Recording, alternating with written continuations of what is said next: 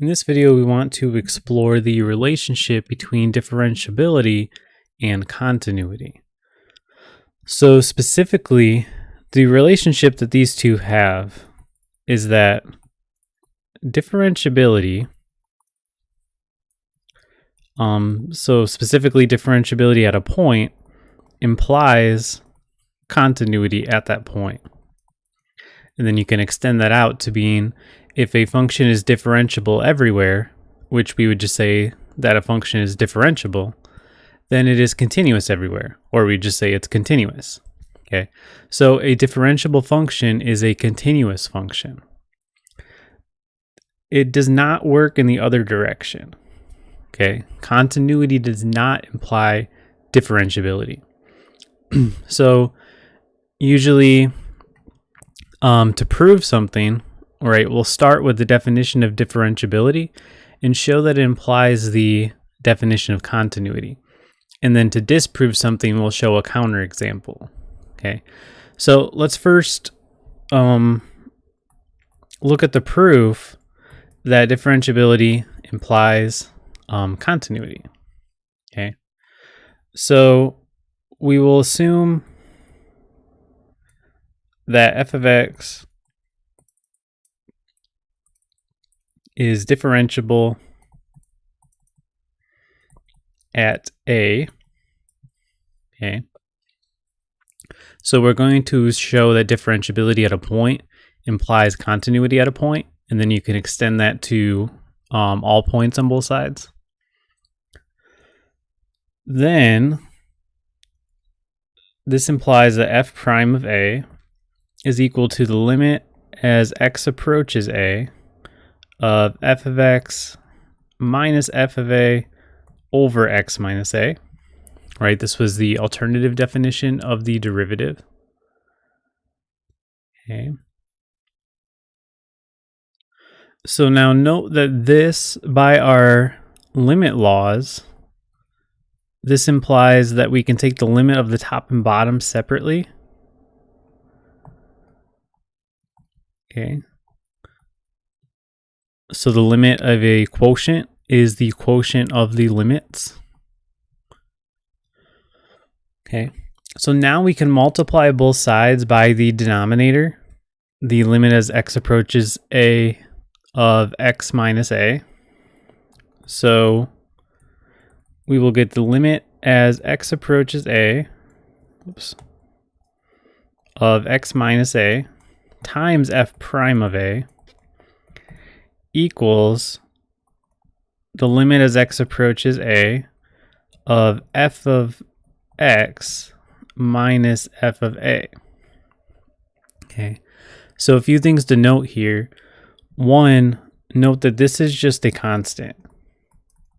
Okay, so this is just a number, because this means that we took the this is the derivative at a point, right? So that's just going to be a number. So we're going to find, maybe you find the derivative function, but ultimately you're plugging a in.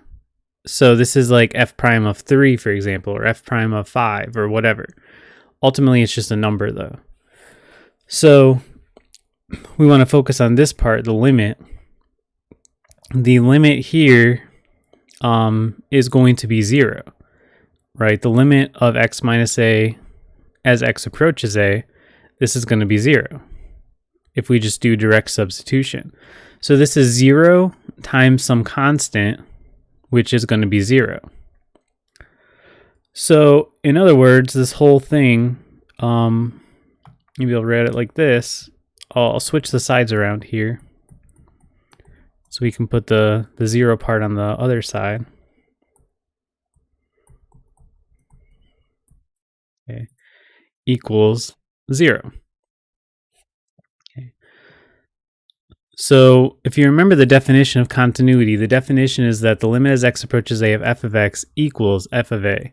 So we're really close to that right now. Now we want to break up this limit over subtraction, again using the limit laws.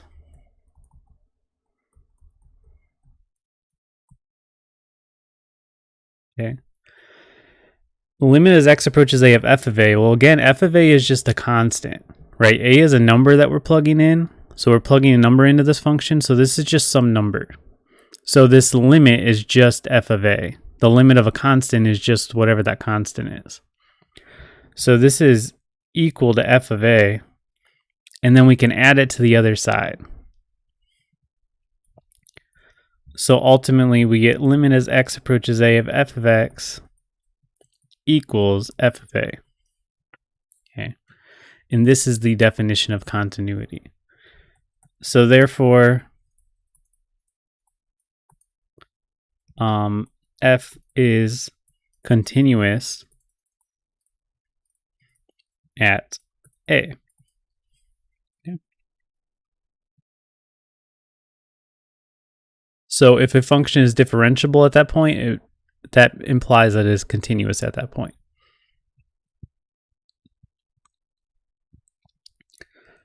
So now let's look at the other direction. So now the counterexample for what we call the converse. Okay, the converse means you look at the other direction. So continuity implying differentiability. There's a few different functions you can use as an example here. The one of the easier ones is the absolute value function. Okay, so this function, if we look at what the graph of this function looks like,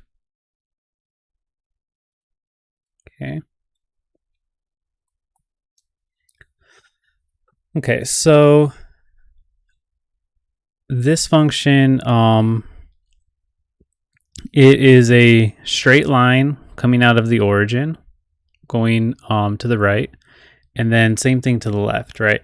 So another way to write this function is equal to x if x is greater than or equal to 0, and is equal to negative x if x is less than 0. Okay. So naturally, if you're just looking at this line, okay, the derivative is the slope of this line, right? So the derivative on this part of the function is going to be 1. And the derivative at this part of the function is going to be negative 1, right? And that's clear from the piecewise definition over here. So the point in question, as usual, is going to be that transition point. Okay. So at 0 here.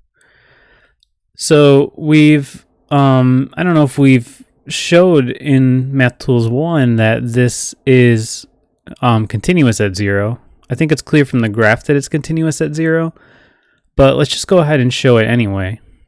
Right, so first of all, f of 0 does indeed equal 0, the output, right? Just based on this part of the piecewise definition right here. The limit as x approaches 0 from the right of f of x is going to be 0, because in that part we're working off of this part of the function. And the limit as x approaches 0 from the left of f of x is also going to be 0, right? Now we're working off this part of the function, but negative 0 is still indeed 0. So because all three of these things are equal, we would say, so f of x is continuous at 0. Okay. So we have continuity, so does that imply differentiability? So let's look for f prime of 0. Okay.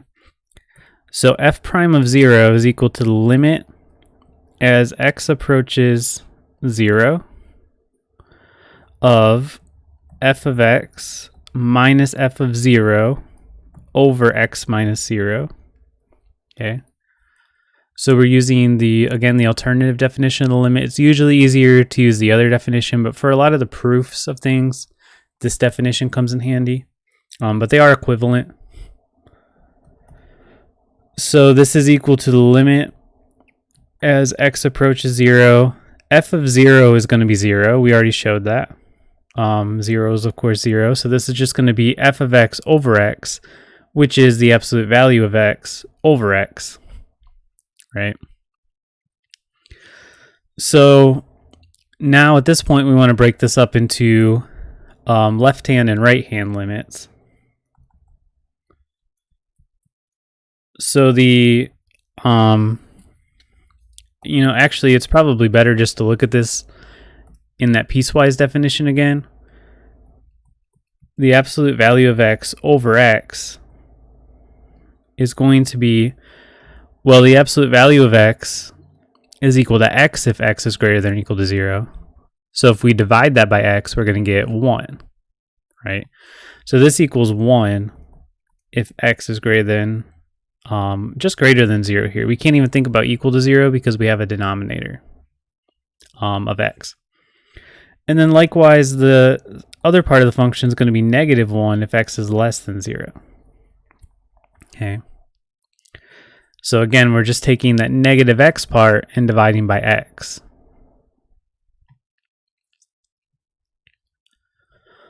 So bringing this back to the limit then, the limit as x approaches 0 from the left of the absolute value of x over x.